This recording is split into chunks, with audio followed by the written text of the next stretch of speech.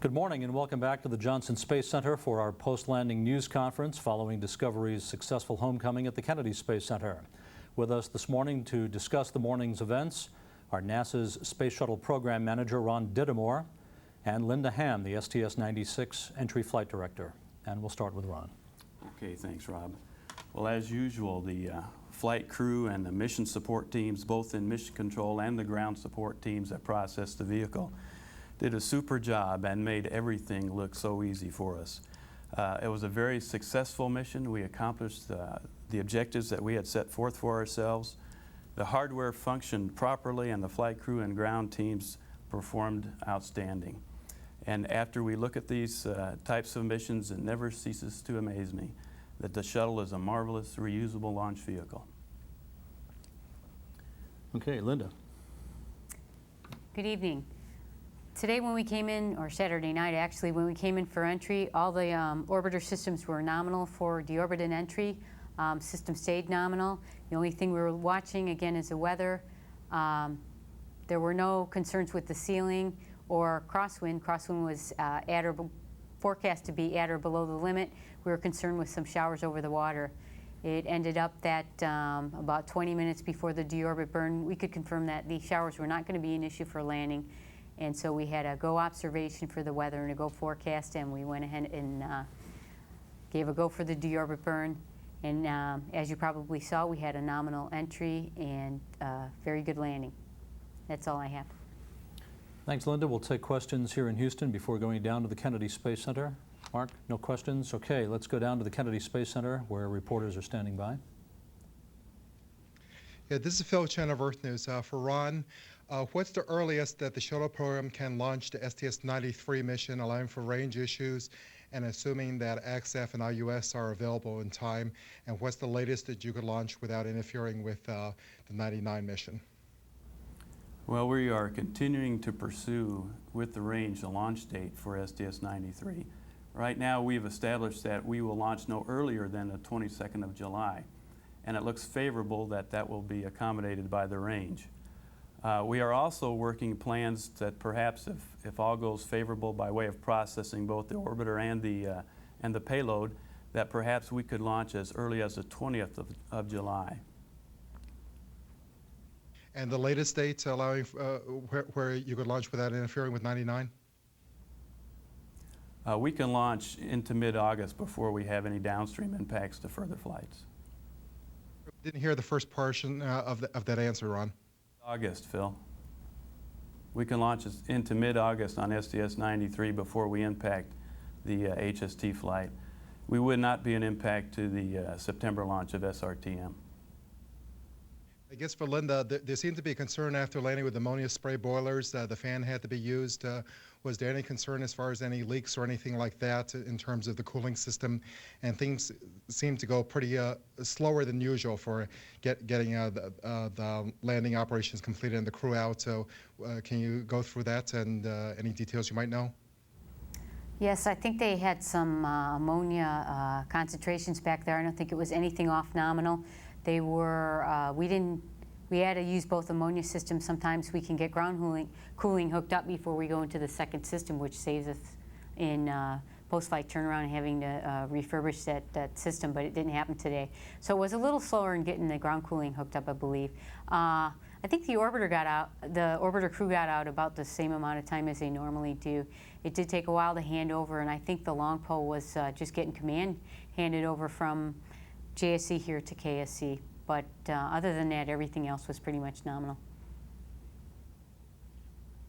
An Associated Press radio for Linda. Can you tell us how the crew is feeling? We didn't see them get out of the orbiter. Wondering if everyone's feeling okay. I don't have any information on that. I don't know. Mathieu Perrault, La Presse, Montreal, Canada. How many miles has Discovery flown during the mission? And how many thrusters and engines were used to slow down for the deorbit? Why don't you tell them about the I can tell you that we fire the two orbital maneuvering systems engines, two engines to slow down for the deorbit burn. As far as the number of miles it flew, I think Rob can help you with that at a later time. It was actually just a shade over 4 million statute miles covering 153 orbits. And how many miles did Discovery drove on the runway? How long was Rollout distance, Linda, I think, is the Yeah, question. probably under 2 miles, between 1 and 2. Todd Halverson of Florida Today for Ron Dittemore. Ron, your first couple answers to Phil were dropping out here, so bear with me if I seem to be repeating him. What I was wondering was essentially what your drop-dead date is on the STS-93 mission in terms of a significant delay to that mission. In other words, if you aren't off the ground by the middle of August, does it then fall out into the year 2000? Well, right now, we don't have any launch opportunities beyond August for STS-93. So we're pressing as hard as we can to launch in the later end of July. We do have some opportunity in mid to late August, and beyond that is unknown. Could you elaborate on why there would be no launch opportunities beyond, I guess you're saying the middle of August?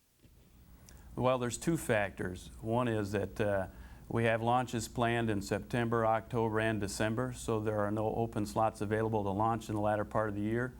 The second aspect of it is that Vehicle 102 is planned to go into its orbital maintenance period, and we need to get that process started fairly soon so that it comes out on the other side. We have some missions that are also planned. So we cannot just stay in place and tread water and waiting for the payload to be ready. So sooner or later we're going to have to make a decision to either send the vehicle back to OMDP or to launch.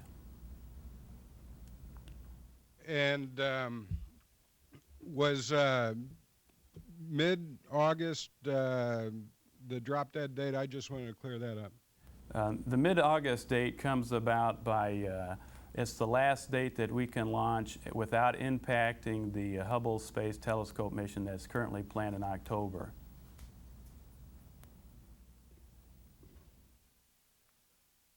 Let me just elaborate on that to make sure you understand what I'm talking about.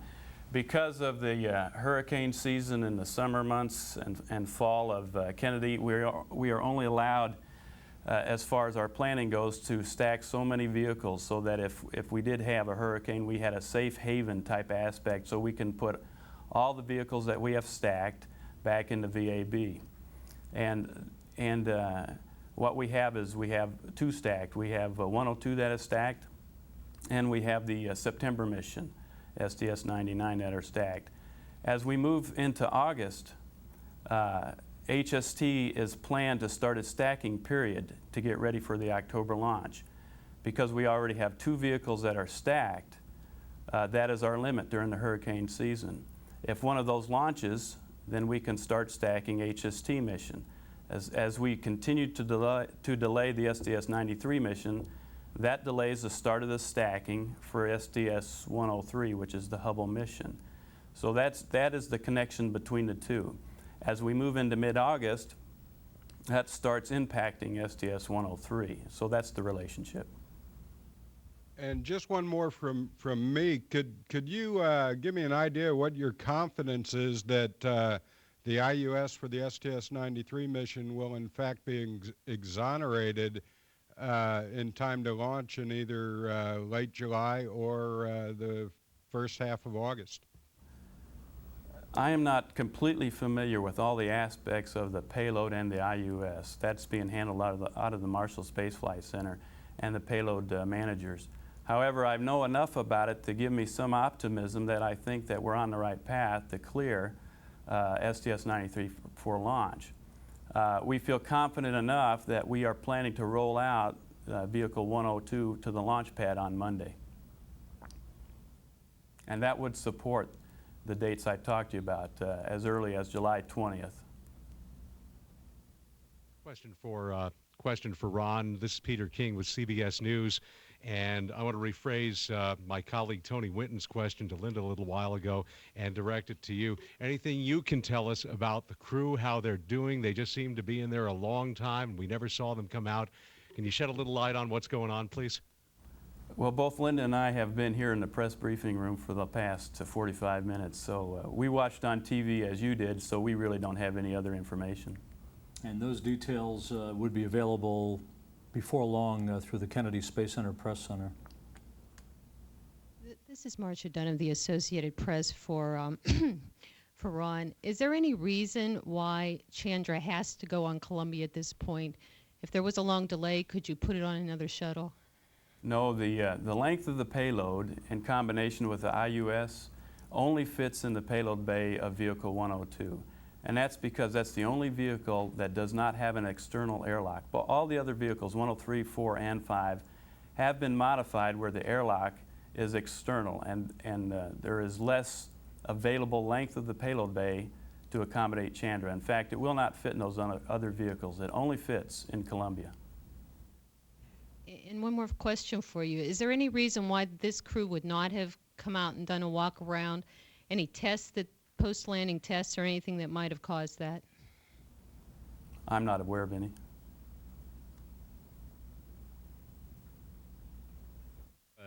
Réseau TVA, Montreal, Canada.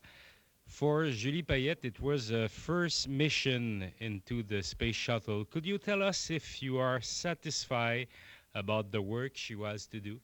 Why don't you answer that? Okay.